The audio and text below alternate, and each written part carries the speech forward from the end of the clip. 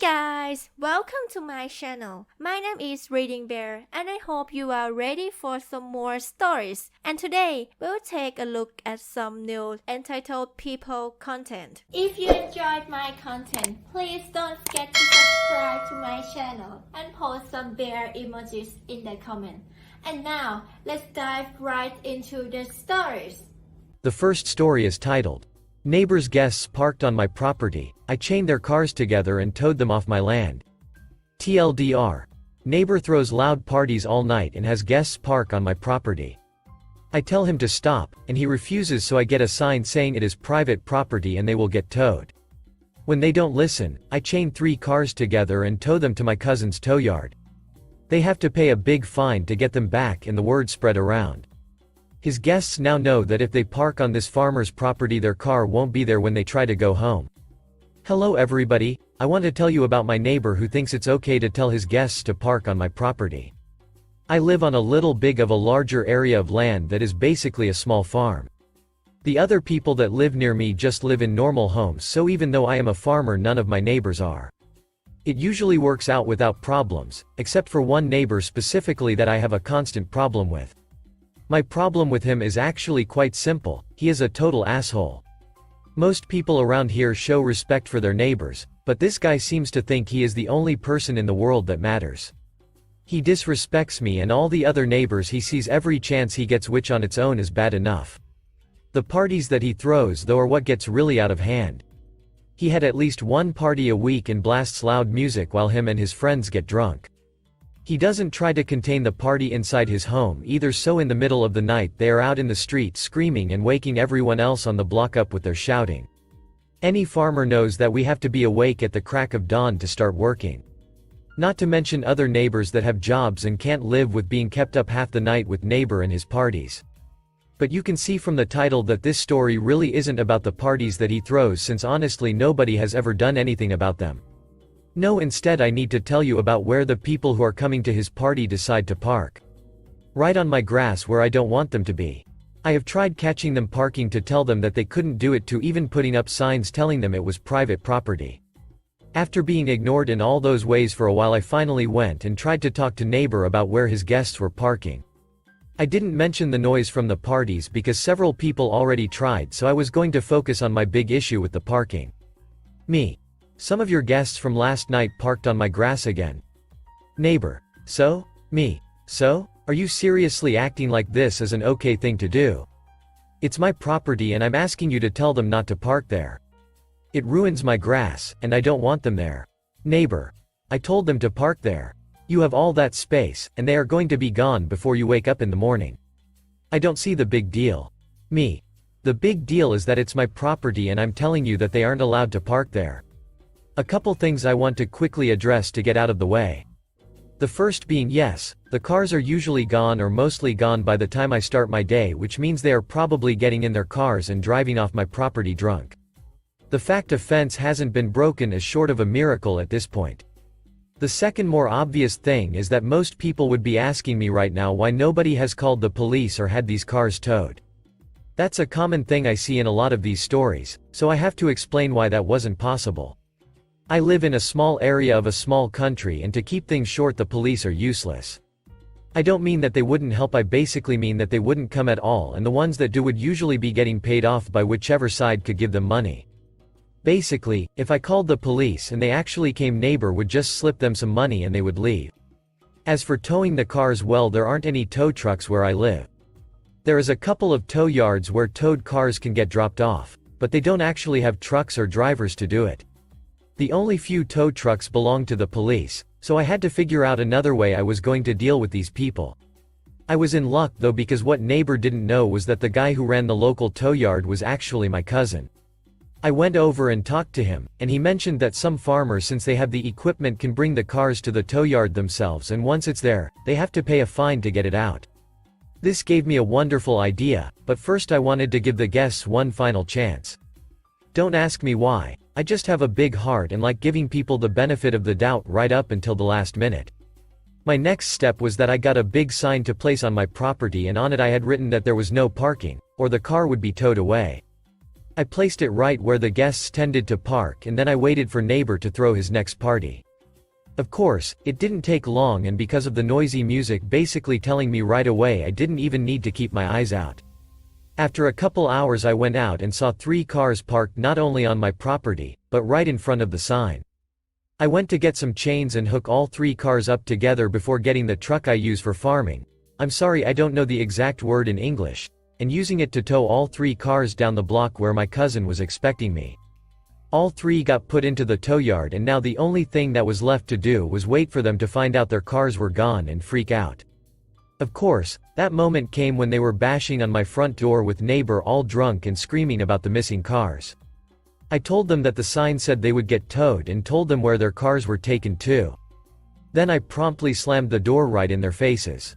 I know that the whole revenge should have been the most satisfying part, but let me tell you, slamming the door in the face of a bunch of drunk jerks is a special kind of good feeling. This is where the story might end for some, but there is a little bit more of an ending. My cousin told me that a few days later the guys came to get their cars, and each had to pay the large fine to get them back. They apparently cursed him out, which is sadly something he is used to in his line of work, and threatened to call the police. The only good news is that while the police can be bribed to a degree, everything I did was totally legal, so me and my cousin are safe. I guess the word got around about the parking because it became less of a problem after that. It has only been a few months and I've only had 1 or 2 stray cars parked on my property that I knew of. With both of those though, I pointed out the sign and warned them what would happen, and they moved. I know it's not the best ending in the world because my neighbor is still an asshole who throws loud parties at night, but now that I have my property back to myself, I feel like it's good enough until someone finds a solution to the rest of his problems. The next story is titled, I am legally the father of a child who isn't mine, and the mother just passed away. I got married when I was 18 to a woman. We decided to split up a little over 2 years later because I realized I was gay. I moved to CA, and she moved around as well, but apparently settled in NC. No, I don't have some compelling reason to why we didn't file for divorce or even a formal separation. It just never seemed like a priority, and over the years was easy to forget. We weren't exactly calling each other all the time or ever. In fact, I haven't spoken to her since the day I moved to CA over 17 years ago. In that time, she had a child who is now 14 years old. My spouse recently passed away. I didn't think about this at the time, but since I was still married to her, I am legally the father of her child. I'm on the birth certificate, as was required by law at the time. Now there's the issue of that fact that I'm now the surviving spouse, but more urgently the sole legal parent of what is emotionally and biologically a random teenager. The estate is an issue too, but less so than an entire person. One of her mother's friends is willing to take in the child, but she's afraid that if I contest paternity, she wouldn't be approved by social services as a foster parent and the child would have to face foster care, so she wants me to just give her temporary guardianship to run out the clock. I don't know anything about how any of that or contesting paternity would work. I know that foster care isn't exactly good for older kids, and I don't want to ruin this kid's life if there's another option. But more informal arrangements don't seem like a good idea either. I don't want some random kid living with me, nor do I think she would want that either. What do I do? Edit.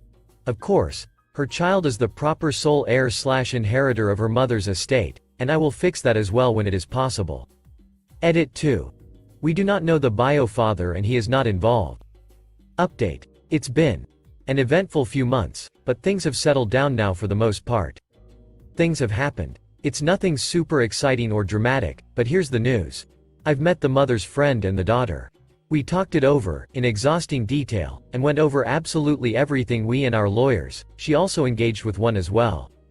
We decided that it was best that I stay as the legal father. The mother's friend was adamant that she only wanted power of attorney, and nothing more, which the lawyers approved. SSI is put in a shared account that only I and the child are joined on. She has access to the bank card. The child is enrolled in school, and I was able to get her on my insurance, even though it is going to be more expensive due to her seeing doctors out of state, technically.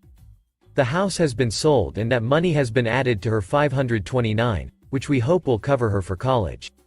I've been working with my lawyer and a financial advisor on how to handle the finances, and we have a game plan for how to save as much of the estate for the child as possible, which mostly means that her mother's personal funds are in various savings accounts that all transfer to her when she's 21 or graduates college. On a personal level, we've obviously exchanged numbers and stay in contact. The mother's friend is insisting on legal distance for herself due to some personal things that she doesn't want to affect the child. It is a weird situation, but the child feels safe with her, and I would also judge it as safe.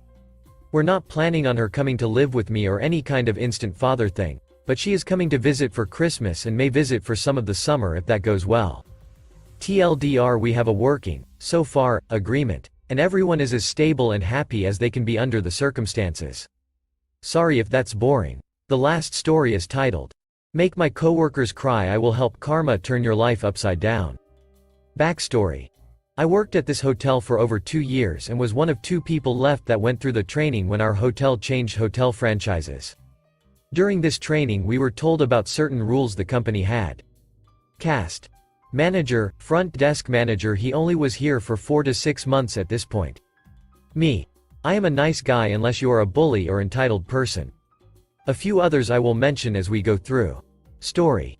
One afternoon I was scheduled to work second shift 3 to 11. I walked in and both AM front desk coworkers looked like they had been massively crying as their makeup was smeared. My manager looking quite pissed. I ask, what's wrong? Manager, we have a major jerk as a guest. This guy is the highest level on the rewards for the hotel chain. He is very demanding and wants free upgrades, free this or that, and screams anytime he has an interaction with the staff. This guy has made every department call me complaining about him. Now this guy just came to the desk and screamed at these 2 coworkers until they both were crying. These 2 ladies were fresh high school graduates and were very sweet and innocent people. They loved helping people and didn't deserve this treatment. As he is explaining this, I look up this guy's room details. Once my manager finishes explaining everything this guy had done, I see this guy's info. I had a smile from ear to ear. I reply, didn't you see he is an employee of a different hotel? Manager, yes, but so what? I replied, first off, while you travel as an employee you are required to behave and be respectful. It is in the fine print on the discount form. I grabbed his form and showed it to the manager. Failure to be respectful can lead to having your employee discount suspended or permanently revoked, and even get you terminated. You need to call this guy's hotel and ask for the GM, then explain to him who you are and what this guy is doing. I look up the hotel phone number and call the hotel and then handed my manager the phone. Manager, after his call ends with the GM, he has an evil and satisfying smile on his face. His GM is steaming mad after I described all the stuff this guy has done. Main switchboard phone rings. I answered, hello, thank you for calling hotel name. How may I direct your call? Caller, I want to speak to entitled jerk's room please. I replied, absolutely sir, have a nice day. Transfer the call and looked at my manager and saying with a sarcastic tone, someone wanted to talk to entitled jerk, gee, I wonder who that could be. Manager continues, after he stopped laughing, the GM gave me his personal cell phone number and said if I have any more issues at all to call him immediately. I am leaving the phone number next to the switchboard, if you need it call him. I told manager, your revenge is done, now for my revenge. Manager wide-eyed, oh crap, what are you going to do? Me smiling a very evil smile, you'll see. I pick up the phone to make a call, hello Hotel Rewards customer service. Yes, I would like to report someone using reward account while using employee discount on his stay, customer service, he can't do that. I replied, I know, I am calling to report him. I gave her the guest reservation number and rewards member number. I continued, I bet anything if you dig through this guy's history you will find all his stays are probably at employee discount. Customer service, I am starting a ticket to have this guy's account investigated. I replied, thank you. Then hang up the phone. The manager watched as I then remove his rewards number from his stay. My manager had a huge grin on his face, that was awesome. I explained, oh, I am not quite finished with him yet. It is time to go spread the news to all departments, he is no longer a rewards member. I made a new key for his room without concierge access. I walked around to every department. As I explained why I was stopping by, everyone had the same reaction as soon as I mentioned the guy's name. Oh god, now what about this a-hole? I finished explaining how he was no longer a reward member and if he gives anyone issues to call the front desk immediately, and his GM already probably tore him a new one just a minute ago. Everyone was so happy at this news. I finally went to the concierge room, used the guest new key to void his current key. Then I walked into the room and explained the information to the evening concierge. She cringed at the mention of his name, after explaining she would not have to deal with him again, and asked her to leave the morning person a note about this guy not allowed in the concierge room anymore. She was very happy. While I was gone, evidently the manager explained what we did to the 2 a.m. front desk ladies.